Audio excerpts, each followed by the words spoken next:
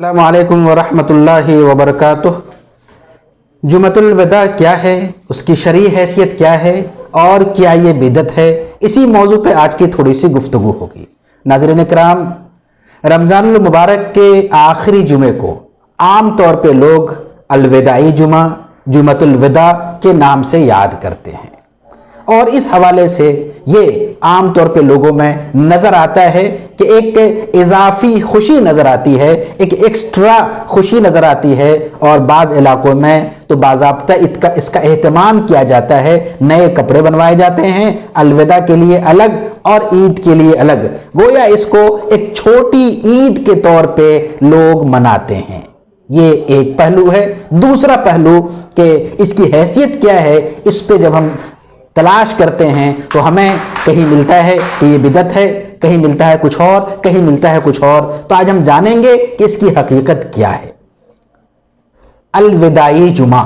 یا الوداع جمعہ یا جمعۃ الوداع، ان الفاظ کے ذریعے سے اگر شریعت میں ہم تلاش کریں، شریعت کے نصوص میں یعنی قرآن و حدیث میں، تو ہمیں ایسا کچھ نظر نہیں آتا۔ صحابہ کرام، تابعین اور بعد کے لوگوں میں کبھی یہ چیز ہمیں نظر نہیں آتی کہ رمضان کے آخری جمعے کو ایک خاص انداز سے منایا گیا ہو، ایسا نظر نہیں آتا۔ لیکن کیا محض اس بنیاد پہ کہ یہ چیز نہیں ہے اس کو بدعت قرار دی جائے، بدعت مانی جائے؟ تو اس موقع پہ یہ سمجھنا ضروری ہے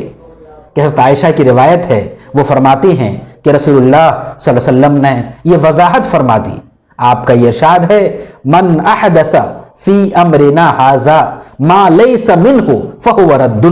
ایک اصولی بات بتا دی گئی ہر زندگی کے ہر معاملے کے لیے کہ من احدث فی امرنا ھذا، جو دین کے معاملے میں کوئی نئی چیز ایجاد کرے گا، نیا انداز پیش کرے گا دین کے معاملے میں، تو وہ رد ہے، مقبول نہیں ہے، اس کو پسند نہیں کیا جائے گا۔ اب مسئلہ یہ ہے کہ اس طرح کی چیزیں، نئی چیزیں ضرور ہیں، لیکن کیا یہ دین کے نام پہ ہوتا ہے؟ کیا اس کو کوئی دینی حیثیت حاصل ہے؟ کیا اس کو سمجھا جاتا ہے کہ کوئی ایسا کرے گا تو دین کا بڑا کام کیا، اور نہیں کیا تو کیا اس کا دین کا کوئی بڑا کام چھوٹ گیا؟ اگر غور کیا جائے تو ایسا نہیں ہے۔ یہ چیز اور اس طرح کی بہت سی چیزیں مسلم معاشرے میں آ چکی ہیں، یہ مظاہر ہیں، یہ خوشی کے اظہار کا طریقہ ہے۔ تو ہم اگر کوئی اس کو کہے کہ ایک دینی حیثیت ہے، یہ دین کا حصہ ہے، تو ہم یقیناً کہیں گے کہ یہ غلط ہے، یہ رد ہے، حدیث میں اس کی صراحت موجود ہے اور اس کا کوئی ثبوت نہیں ہے۔ لیکن اگر ایسا نہیں ہے تو پھر اس کو بدعت کا لیبل لگا دینا اور اس پہ سختی کرنا کہ یہ غلط ہو رہا ہے، اور اس کی تردید اور اس کی شدت میں آگے بڑھنا، یہ بات بھی سمجھ میں نہیں آتی۔ جمعۃ الوداع، رمضان کا آخری جمعہ، یقیناً احادیث میں اس کا کوئی ذکر نہیں ہے، لیکن اگر کسی مسلمان کے دل میں یہ احساس ہے کہ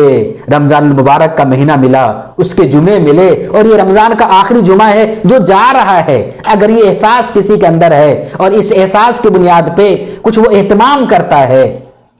تو میں سمجھتا ہوں کہ یہ کہیں نہ کہیں ان کی دینداری کی علامت ہے، یہ ان کا دینی جذبہ ہے، یہ احساس خود اپنی جگہ پہ قابل قدر ہے۔ اس احساس کو ہم یہ کہہ کے ریجیکٹ کر دیں کہ یہ بدعت ہے، ایسا کرنا صحیح نہیں ہے، میرے خیال سے مناسب نہیں ہے۔ اسی طرح اس خطبے میں الوداع الوداع یا الوداع و الوداع یا رمضان یا اس طرح کے الفاظ بعض جو خطبے کی کتابیں ہیں اس میں بھی منقول ہیں۔ تو میں نے جیسا کہ ذکر کیا کہ اس کی کوئی دینی حیثیت نہیں ہے، اس کو دین سمجھ کے کرنا نہیں چاہیے، اور اگر کہیں خطبوں میں لکھا ہے تو یہ پڑھنا ضروری نہیں ہے، نہیں پڑھیں کوئی حرج نہیں ہے، پڑھیں تو کوئی بھی مسئلہ نہیں ہے، لیکن اس کو ایک بدعت کے حوالے سے اس کو موضوع بنانا اور اس کی نکیر کرنا، اس کو کنڈم کرنا، یہ کہیں نہ کہیں افراط و تفریط کا معاملہ ہے۔ تو یہ ضرور بتائی جائے لوگوں کو کہ یہ کوئی دینی حیثیت نہیں ہے، اس کو دین سمجھ کے نہ کریں، اور اگر کوئی دین سمجھ کے کرتا ہے تو یقیناً غلط ہے، لیکن عام طور پہ جو مسلمانوں کا مزاج ہے یہ اس طرح کی کلچرل چیزیں ہیں، اس طرح کی بہت سی چیزیں مسلم معاشرے میں آ چکی ہیں، تو اگر اس کو دین کا حصہ نہیں سمجھا جاتا ہے تو پھر اس پہ بدعت کا لیبل لگانا اور بدعت قرار دینا بظاہر اس کی گنجائش نظر نہیں آتی ہے۔